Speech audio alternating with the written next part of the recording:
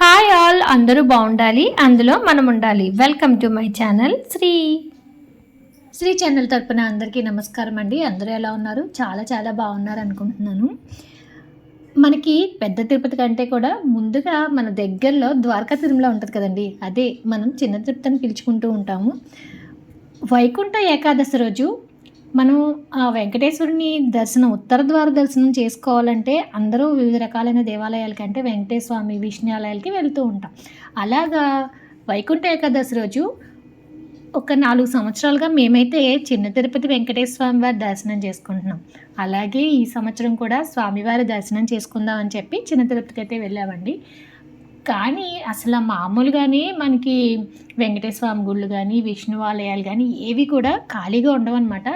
Last year కూడా చిన్న తిరుపతి వెళ్ళినప్పుడు అనుకున్నాం చాలా జనం ఉన్నారు, ప్రోటోకాల్లో వెళ్ళినప్పటికీ కూడా టైం టేకింగ్ ఎక్కువగానే ఉంది, ఇంతమంది ఫ్లోటింగ్లో వెళ్ళడం ఎందుకులే అనుకున్నాం. కాకపోతే మా ఫ్రెండ్ ఒకళ్ళు ఏంటంటే వాళ్ళకి టెంపుల్లో తెలిసిన వాళ్ళు ఉన్నారనమాట.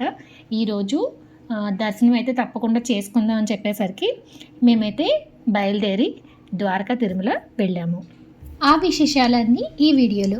ముందుగా మన ఛానల్ చూడడం ఫస్ట్ టైం అయితే తప్పకుండా సబ్స్క్రైబ్ చేసుకోండి, వీడియోని లైక్ చేయడం మర్చిపోద్దు, స్కిప్ చేయకుండా ఎండ్ వరకు చూడండి, షేర్ చేయడం అస్సలు మర్చిపోవద్దు. చూసిన తర్వాత వీడియో ఎలా ఉందో కామెంట్ సెక్షన్లో అయితే తప్పకుండా కామెంట్ చేయండి. చిన్న తిరుపతి అండి, ఫస్ట్లో కొంచెం చిన్నగా ఉండేది, వన్ బై వన్ అన్నీ డెవలప్ చేస్తూ వస్తున్నారు కదా, ఇప్పుడైతే ఇంకా బాగా డెవలప్ చేశారండి. తర్వాత ఇక్కడ మనకి టెంపుల్ ఎదురుగా ఒక గోశాలను అయితే ఏర్పాటు చేశారు. గోశాల అయితే చాలా చాలా బాగుందనమాట. ఇక్కడ అన్ని రకాల గోవులు తల్లి పిల్లలతో పాటు ఉన్నట్టున్నాయండి. వాటికి మనం దానా కూడా పెట్టచ్చు.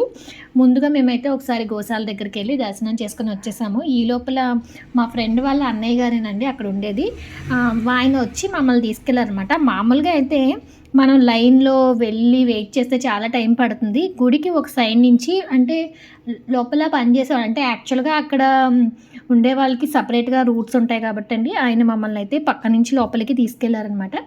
అంటే అక్కడ ఎంప్లాయీస్కి వేరేగా ఉంటుంది, మనకు వేరేగా ఉంటుంది కదా. డైరెక్ట్గా ఆయన అయితే లోపల తీసుకెళ్ళి ఉత్తర ద్వార దర్శనం ఎక్కడైతే ఉందో అటువైపు తీసుకెళ్ళి అక్కడ స్వామివారి దర్శనం చేసుకుని వచ్చేయండి అని చెప్పి అంతరాలయంలోకి తీసుకెళ్లారండి. నిజంగా స్వామి దయ అనిపించింది. ఎందుకంటే ప్రతి సంవత్సరం వైకుంఠ ఏకాదశి రోజు ఖచ్చితంగా దర్శనం చేసుకుంటున్నాం. ఈ సంవత్సరం అసలు వెళ్ళమేమో అనుకుంటే స్వామివారు స్వయంగా పిలిచి అంతరాలయ దర్శనం చేయించినట్టయితే చాలా చాలా మనసు ఆనందంగా అనిపించిందండి. స్వామివారి ఆలయంలోకి అలా అడుగు పెడుతుంటే లోపలికి నిజంగా కళ్ళంటే నీళ్ళు వచ్చేసినాయి అనమాట. ఆనందంతో మనసు పులకరిస్తుందంటారు చూసారా, అలాగనమాట. స్వామివారి దర్శనం కూడా ఎప్పుడు పూర్తి అలంకరణలో ఉండే స్వామివారు నిజరూప దర్శనం ఇచ్చినట్టు అసలు ఆ స్వామివారి దర్శనమే ఎంత మహాభాగ్యం అనిపించిందండి. అలాగా మా ఫ్రెండ్కి అయితే నేనైతే చాలా చాలా చాలా థ్యాంక్ యూ అని నేను మనసులో ఎన్నిసార్లు చెప్పుకున్నాను నాకే తెలియదంటే. ఎందుకంటే అసలు మానేద్దాం అనుకుంటే తను తీసుకెళ్ళి అలా చేయించారనమాట. దట్టు ఇంకోటి ఏంటంటే అండి, వాళ్ళకి ఇంకా ఒక 3-4 మెంబర్స్ వరకు తెలుసు అంట లోపల అందరూ కూడా. అలాగా నేనేదో మామూలుగా అన్నా అనమాట, రేపొద్దున్న ఇంకా వెళ్ళలేమో అంటే లేదు రేపొద్దున్న వెళ్దామని చెప్పి తీసుకెళ్ళి మామూలు దర్శనమే కష్టం అంటే అంతరాలయ దర్శనం అయితే చేయించారు. దానికైతే నేను స్వామివారి కృపే అనుకున్నాను మొత్తం అంతాను. ఏదైనా సరే అండి భక్తితో చేశామంటే ఖచ్చితంగా మనకి ఆ విషయం అయితే నెరవేరుతుందని నాకు స్వామివారి దయ మరోసారి తెలిసింది ఈరోజు. స్వామివారి దర్శనం అయిపోయిన తర్వాత ప్రసాదాలు తీసుకుందాం అటువైపుగా వెళ్తేనండి, ప్రసాదానికి కౌంటర్ వైపు ఒక హోమగుండంలో అయితే ఏర్పాటు చేశారు. గోవిందమాల వేసుకున్న వాళ్ళందరూ ఇరుముళ్ళు తీసుకొచ్చుకుంటారు కదండి, ఆ ఇరుముళ్ళకి సంబంధించిన పూజా సామాగ్రి కొబ్బరికాయలు అన్నీ కూడా అందులో వేస్తున్నారనమాట. నేనైతే వీళ్ళు ప్రసాదాలు తీసుకునే వరకు టైం ఉంది కదా అని చెప్పి మొత్తం చూస్తున్నాను అనమాట, ఎలా వేస్తారు ఏంటంటే తీసుకొచ్చిన పసుపు కుంకుమలు పువ్వులు ఆవిని ప్యాకెట్స్ కొబ్బరికాయ అన్నీ కూడా వన్ బై వన్ అక్కడ ఇరుముడు అంతా కూడా హోమగుండంలో వేస్తున్నారండి. చిన్న తిరుపతి వెళ్ళినప్పుడు సంక్రాంతికి ముందు కాబట్టి అక్కడ హరిదాసులు అంతా కూడా చాలా బాగుందండి వాతావరణం అంతా కూడాను. ఈ మధ్యకాలంలో కూడా మన హిందూ కల్చర్ చాలా బాగా డెవలప్ అవుతుంది కాబట్టి మన హిందువులు కూడా పర్వదినాల్లో దేవాలయాలకు వచ్చే సంఖ్య, అలాగే మన దేవస్థానాల దగ్గర కూడా ఆ వాతావరణం అంతా కూడా చాలా ఆహ్లాదకరంగా మన హిందూ సాంప్రదాయం తగ్గట్టుగా ఉండేలాగా తగు చర్యలు కూడా దేవాలయాల వాళ్ళు తీసుకుంటున్నారు. అందుకని చెప్పి ఈ మధ్య దేవాలయ దర్శనానికి వెళ్తుంటే మనసు అయితే చాలా ప్రశాంతంగా హాయిగా అనిపిస్తుందండి. దర్శనం అయిపోయి ప్రసాదాలు తీసుకున్న తర్వాత స్వామివారి అన్నదాన కేంద్రం ఉంటుంది కదండి, అక్కడికైతే వెళ్ళి భోజనం చేద్దాం అనుకున్నాం. మా ఫ్రెండ్ వాళ్ళ అన్నయ్య గారు అయితే ముందే చెప్పారనమాట, మెయిన్ లైన్లోంచి కాకుండా పక్కన ఒక ఆఫీస్లో ఉంటుంది, అక్కడికి వెళ్ళండి అని చెప్పి.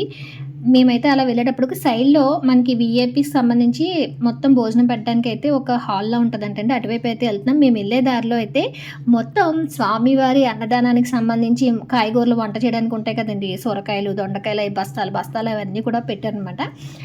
మేము ఒక చిన్న రూమ్లో ఉందన్నమాట, అక్కడ భోజనం కొంతమంది అంటే దేవస్థానానికి సంబంధించి ఎవరైనా కొంచెం విఐపీస్ వాళ్ళు వచ్చినప్పుడు అక్కడ వాళ్ళకి ప్రత్యేకంగా భోజనం అయితే పెడతారంట. ఆ పక్కనే వంట చేసేది మొత్తం అంతా కూడా ఉంది వంటశాల. ఇక్కడ ఈవిడ చూస్తున్నారా, ఈవిడైతే వడ్డించారండి. నిజంగా మన ఇంట్లో మనకి అమ్మ ఎంత బాగా వడ్డేస్తుంది, ఇది వేసుకోనన్నా, ఇంకొంచెం తినన్నా. అసలు నేను తినేది చాలా తక్కువ అండి, ఆవిడ నాకు మళ్ళీ కొసరి రెండోసారి కూడా వడ్డించారు. అసలు నిజంగా చాలా బాగా అనిపించింది అనమాట వడ్డించడం కూడా. అక్కడ భోజనం చేశాక ద్వారకా తిరుమల క్షేత్రపాలకుడైన మల్లికార్జున స్వామివారి దర్శనానికి అయితే వెళ్ళామండి. చింతూరు దర్శనం చేసుకున్న తర్వాత తప్పనిసరిగా శివాలయానికి కూడా వెళ్ళి వస్తాము. అలాగా ఇక్కడ స్వామివారి దర్శనం కూడా చేసుకున్నాము. ముక్కోటి ఏకాదశి రోజు ఆ వెంకటేశ్వరుడి నిజరూప దర్శనం చాలా ఆనందాన్ని అయితే ఇచ్చిందండి. అలాగే ఇక్కడైతే శివాలయము డే అంతా అయితే ఓపెన్లో అయితే ఉండదు, కొన్ని స్పెషల్ డేస్లో అయితే ఓపెన్ చేసి ఉంచుతారండి. ముక్కోటి ఏకాదశి రోజు కాబట్టి స్వామివారి దర్శనం కూడా చాలా బాగా జరిగింది. ఇక్కడ భ్రమరాంబికతోటి మల్లికార్జున స్వామివారి అయితే మనకి దర్శనమిస్తారు. అసలు గుడి ప్రాంగణం అంతా కూడా చాలా ప్రశాంతంగా నిశ్శబ్దంగా ఉందన్నమాట. ధ్యానం చేసుకోవడానికి అయితే చాలా చాలా మంచి ప్లేస్ అండి. వెంకటేశ్వర స్వామివారి దర్శనం, శివయ్య దర్శనం కూడా అయిపోయిన తర్వాత మేమైతే నెక్స్ట్ ఎక్కడికి వెళ్ళామో నెక్స్ట్ వీడియోస్లో అయితే పోస్ట్ చేస్తాను. ఈ వీడియో ఎలా ఉందో తప్పకుండా కామెంట్ చేయండి, లైక్ చేయడం మర్చిపోవద్దు, సబ్స్క్రైబ్ చేసుకోకపోతే చేసుకోండి.